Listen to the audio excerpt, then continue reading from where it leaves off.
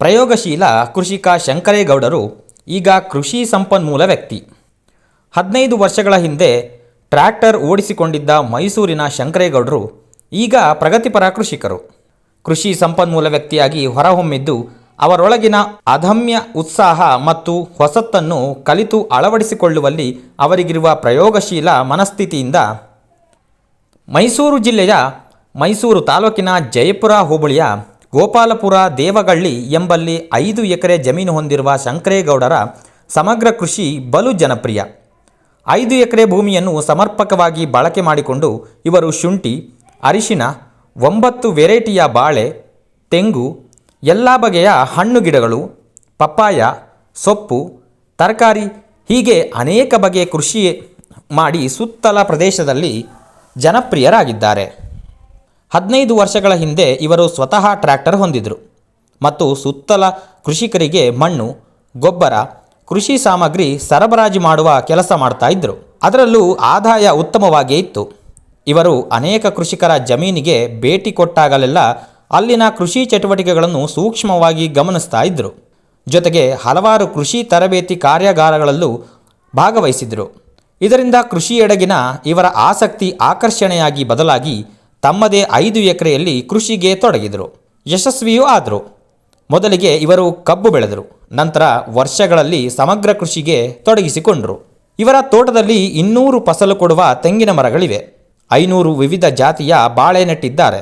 ಅರಿಶಿನ, ಶುಂಠಿ, ತರಕಾರಿ, ಪಪ್ಪಾಯ ಸೇರಿದಂತೆ ಹಲವು ಬಗೆಯ ಬೆಳೆಗಳನ್ನು ಕಳೆದ 15 ವರ್ಷಗಳಿಂದ ನಿರಂತರವಾಗಿ ಬೆಳೆಸುತ್ತಲೇ ತಮ್ಮ ಅನುಭವಗಳನ್ನು ಹಂಚಿಕೊಂಡಿದ್ದಾರೆ. ಹಿಂದೆ ಇವರು ಕುರಿ, ಕೋಳಿ, ಆಕಳು ಎಲ್ಲವನ್ನೂ ಸಾಕಿದರು. ಆದರೆ ಈಗ ಅದೆಲ್ಲವನ್ನೂ ಬಿಟ್ಟಿದ್ದಾರೆ. ಪೂರ್ಣ ಸಾವಯವ ಕೃಷಿಕರಾಗುವ ಇವರು ಸಾವಯವ ಸರ್ಟಿಫಿಕೇಷನ್ ಕೂಡ ಹೊಂದಿದ್ದಾರೆ. 2 ಲೋಡು ಗೊಬ್ಬರವನ್ನು ಪ್ರತಿ ವರ್ಷ ಹೊರಗಿನಿಂದ ತರಿಸ್ತಾರೆ. ಇದರ ವಿನಃ ಬೇರೇನನ್ನೂ ಗೊಬ್ಬರವನ್ನು ಇವರು ಬಳಸುವುದಿಲ್ಲ.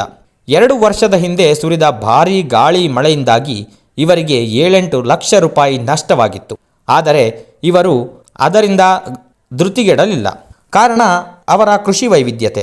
ಒಂದರಲ್ಲಿ ಸೋತರೆ ಇನ್ನೊಂದು ಕೈ ಹಿಡಿಯುತ್ತದೆ ಎಂಬುದನ್ನು ಅವರು ಬಲವಾಗಿ ನಂಬಿದ್ದ ಕಾರಣ ಸೋಲಾಗಲಿಲ್ಲ. ನೀರಾವರಿ ವ್ಯವಸ್ಥೆಗೆ ಬೋರ್ವೆಲ್ಗಳಿವೆ. ನೀರಿಗೆ ಕೊರತೆ ಇಲ್ಲ.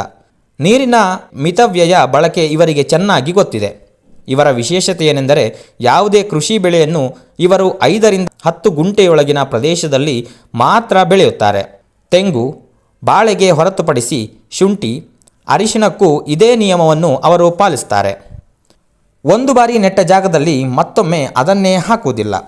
ಅರಿಶಿನ ಒಮ್ಮೆ ಹಾಕಿದ್ದಲ್ಲಿ ಫಸಲು ಕಟಾವು ಆದ ಮೇಲೆ 5 ವರ್ಷಗಳವರೆಗೆ ಮತ್ತೆ ಆ ಜಾಗದಲ್ಲಿ ಅವರು ಅರಿಶಿನ ಬೆಳೆಯುವುದಿಲ್ಲ. ಅರಿಶಿನ ಬೆಳೆದಲ್ಲಿ ಕೂಡ ಮಣ್ಣಿನ ಫಲವತ್ತತೆ ಕ್ಷೀಣವಾಗುತ್ತದೆ. ಅದು ಪುನಃ ಫಲವತ್ತತೆ ಪಡೆಯಲು 4-5 ವರ್ಷ ಬೇಕಾಗುತ್ತದೆ ಎಂಬುದು ಇವರ ಅಭಿಪ್ರಾಯ. ಅರಿಶಿನ ಹಾಕಿದ ಪ್ರದೇಶದಲ್ಲಿ ಕಟಾವು ಆದ ಮೇಲೆ ಅಲಸಂಡೆ ಹಾಕುತ್ತಾರೆ. ದ್ವಿದಳ ಧಾನ್ಯದ ಬೆಳೆಯೂ ಸೂಕ್ತ. ಅದು ಚೆನ್ನಾಗಿ ಬರುತ್ತದೆ. ಇದು ಶಂಕರೇಗೌಡರ ಅನುಭವದ ಮಾತು. ನಿಂಬೆ, ಹೇರಳಕಾಯಿ ಗಿಡಗಳ ನರ್ಸರಿಯೂ ಇವರಲ್ಲಿದೆ.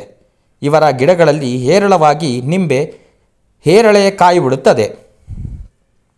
ಇವರು ಹೊರಗಿನಿಂದ ಎರೆಹುಳುಗಳನ್ನು ತಂದು ತಮ್ಮ ಜಮೀನಿಗೆ ಬಿಟ್ಟಿಲ್ಲ. ಸಹಜವಾಗಿಯೇ ಇವರ ಭೂಮಿಯಲ್ಲಿ ಎರೆಹುಳುಗಳ ಸಂಖ್ಯೆ ಜಾಸ್ತಿಯಾಗಿದೆ. ಅರಿಶಿನ ಫಸಲು ಕಟಾವು ಮಾಡುವಾಗ ಮಣ್ಣಿನ ಅಡಿಯಲ್ಲಿ ಅಸಂಖ್ಯ ಎರೆಹುಳುಗಳು ಇರುವುದನ್ನು ಇವರು ಗಮನಿಸಿದ್ದಾರೆ. ಅಂದರೆ ಇವರ ಜಮೀನಿನ ಮಣ್ಣು ಫಲವತ್ತಾಗಿದೆ. ಸಾವಯವ ಇಂಗಾಲದ ಪ್ರಮಾಣ ಗರಿಷ್ಠ ಮಟ್ಟದಲ್ಲಿದೆ ಎಂದರ್ಥ.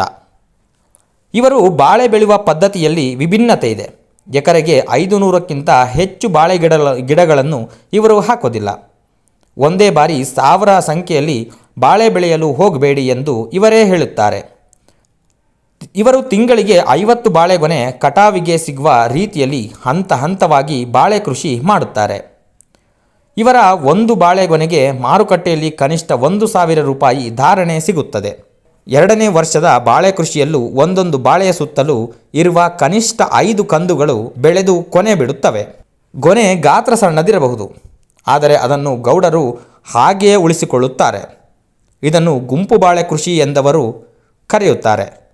ಮೊದಲ ವರ್ಷದಲ್ಲಿ 500 ಇದ್ದ ಬಾಳೆ ಗಿಡ ಸಂಖ್ಯೆ 2ನೇ ವರ್ಷಗಳಲ್ಲಿ ಇಳುವರಿ ಪಡೆಯುತ್ತಲೇ ಇದ್ದಾರೆ.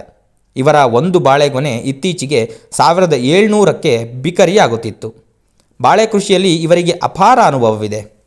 ಇನ್ನು ತರಕಾರಿ ಕೃಷಿಯ ವಿಚಾರದಲ್ಲೂ ಇವರದು ಎತ್ತಿದ ಕೈ. ಮಾರುಕಟ್ಟೆಯಲ್ಲಿ ಸಾಮಾನ್ಯವಾಗಿ ಮಾರಾಟವಾಗುವ ದೈನಂದಿನ ಬಳಕೆಯ ಎಲ್ಲ ತರಕಾರಿಗಳು ಇವರ ತೋಟದಲ್ಲಿ ಲಭ್ಯ. ಬಸಳೆ ಸೊಪ್ಪು, ಕೆಸುವಿನ ಸೊಪ್ಪನ್ನು ಇವರು ಬೆಳೆಸ್ತಾರೆ. ಸಮಾನ ಮನಸ್ಕರಾದ 30 ಮಂದಿ ಕೃಷಿಕರ ಕೂಟವೊಂದನ್ನು ಕಟ್ಟಿಕೊಂಡಿದ್ದು ಪ್ರತಿ ಭಾನುವಾರ ಮೈಸೂರಿನ ವಿಜಯನಗರ ಬಡಾವಣೆಯಲ್ಲಿ ರೈತ ಸಂತೆ ನಡೆಸುತ್ತಾರೆ. ನೇರವಾಗಿ ಗ್ರಾಹಕರಿಗೆ ತರಕಾರಿಗಳು ಬಿಕರಿಯಾಗುತ್ತವೆ. ಇದರ ಹೊರತಾಗಿಯೂ ಪ್ರತಿನಿತ್ಯ ಇವರ ತೋಟದಿಂದ ತರಕಾರಿ ಮತ್ತು ಇತರೆ ಕೃಷಿ ವಸ್ತುಗಳು ಸಾಗಾಟ, ಮಾರಾಟ ಆಗುತ್ತಲೇ ಇರುತ್ತವೆ. ಮೌಲ್ಯವರ್ಧನೆಯಲ್ಲೂ ಇವರೇನು ಹಿಂದು ಬಿದ್ದಿಲ್ಲ. ತಮ್ಮ ತೋಟದಲ್ಲಿ ಬೆಳೆಯಲಾಗುವ ಅರಿಶಿಣವನ್ನು ತಾವೇ ಸಂಸ್ಕರಣೆ ಮಾಡಿ, ಪುಡಿ ಮಾಡಿ ಮಾರಾಟ ಮಾಡ್ತಾರೆ. ಯಾವುದೇ ಕಲಬೆರಕೆ ಇಲ್ಲದ ಶುದ್ಧ ಅರಿಶಿಣಕ್ಕೆ ಬಹಳ ಬೇಡಿಕೆ ಇದೆ. ಮಾರುಕಟ್ಟೆ ದರಕ್ಕಿಂತ ಕಡಿಮೆ ದರಕ್ಕೆ ಇವರು ಬಿಕರಿ ಮಾಡುತ್ತಾರೆಯಾದ್ದರಿಂದ ಇವರಿಗೆ ದೊಡ್ಡ ಗ್ರಾಹಕ ಬಳಗವಿದೆ. ಮನೆಗೆ ಬಂದು ಅರಿಶಿಣ ಖರೀದಿ ಮಾಡಿಕೊಂಡು ಹೋಗ್ತಾರೆ. ಕಳೆದ ವರ್ಷ KG ಅರಿಶಿಣ ಪುಡಿಗೆ 300ಕ್ಕೆ ಮಾರಿದ್ದರು. ಈ ಬಾರಿ 400ಕ್ಕೆ ಮಾರಾಟ ಮಾಡಿದ್ದಾರೆ. ಹೊರಗಡೆ ಬಜಾರಿನಲ್ಲಿ 500 ರು ಇದೆ. ಕಡಿಮೆ ಬೆಲೆಗೆ ಮಾರಾಟ ಮಾಡುವ ಮೂಲಕ ಜನಪ್ರಿಯತೆ ಮತ್ತು ಗ್ರಾಹಕರನ್ನು ತಮ್ಮತ್ತ ಸೆಳೆಯುವ ಕಲೆಯನ್ನು ಇವರು ಕರಗತ ಮಾಡಿಕೊಂಡಿದ್ದಾರೆ. ತೆಂಗಿನಕಾಯಿಯನ್ನು ಕೊಬ್ಬರಿ ಮಾಡಿ ಎಣ್ಣೆ ತೆಗೆದು ಮಾರಾಟ ಮಾಡ್ತಾರೆ. ಎಳನೀರು ಕೂಡ ಮಾರಾಟ ಮಾಡ್ತಾರೆ. ಎಳನೀರು ಖರೀದಿಗೆ ಇವರ ತೋಟಕ್ಕೆ ಪ್ರತಿನಿತ್ಯ ಗ್ರಾಹಕರು ಬರ್ತಾರೆ. ಮೈಸೂರು, ಬೆಂಗಳೂರು ಸೇರಿದಂತೆ ರಾಜ್ಯದ ನಾನಾ ಕಡೆಗಳಿಂದ ಇವರ ತೋಟದ ಕೃಷಿ ಉತ್ಪನ್ನ ಮಾರಾಟವಾಗುತ್ತೆ. ಕೊರಿಯರ್ ಮೂಲಕ ಕಳಿಸುವ ವ್ಯವಸ್ಥೆಯನ್ನು ಇಟ್ಟುಕೊಂಡಿದ್ದಾರೆ. ಮಾರ್ಕೆಟಿಂಗ್ ವಿಚಾರದಲ್ಲಿ ಇವರಿಗೆ ಸಮಸ್ಯೆ ಇಲ್ಲ. ಇವರ ಇನ್ನೊಂದು ವಿಶೇಷತೆ ಏನೆಂದರೆ ಆಸಕ್ತ ಕೃಷಿಕರಿಗೆ ತರಬೇತಿ ಕೊಡುವ ಕಾರ್ಯಕ್ರಮ. ಪ್ರತಿ ತಿಂಗಳು ಕನಿಷ್ಠ 25 ಮಂದಿ ಇವರ ತೋಟಕ್ಕೆ ಭೇಟಿ ಕೊಟ್ಟು ಕೃಷಿ ತರಬೇತಿ ಪಡೆದುಕೊಂಡು ಹೋಗುತ್ತಾರೆ. ಅದಕ್ಕೆ ನಿಗದಿಯಾದ ಶುಲ್ಕ ಇಲ್ಲದೇ ಇದ್ದರೂ ತರಬೇತಿ ಪಡೆಯುವವರು ಸ್ವಯಂ ಕೃಷಿಯಿಂದ ಶಂಕರೇಗೌಡರಿಗೆ ಹಣ ಕೊಡ್ತಾರೆ. ಕೃಷಿಯ ವಿಚಾರದಲ್ಲಿ ಇವರೊಬ್ಬ ಅತ್ಯುತ್ತಮ ಸಂಪನ್ಮೂಲ ವ್ಯಕ್ತಿ ಎಂದು ಹೆಸರಾಗಿದ್ದಾರೆ. ಬಾಗಲಕೋಟೆ ಯೂನಿವರ್ಸಿಟಿಯವರು ಇವರಿಗೆ ಜಿಲ್ಲಾ ಮಟ್ಟದ ಉತ್ತಮ ಕೃಷಿಕ ಪ್ರಶಸ್ತಿಯನ್ನು ಕೊಟ್ಟಿದ್ದಾರೆ. 2018-19ರಲ್ಲಿ ರಾಜ್ಯ ಮಟ್ಟದ ಪ್ರಶಸ್ತಿ ಬಂದಿದೆ.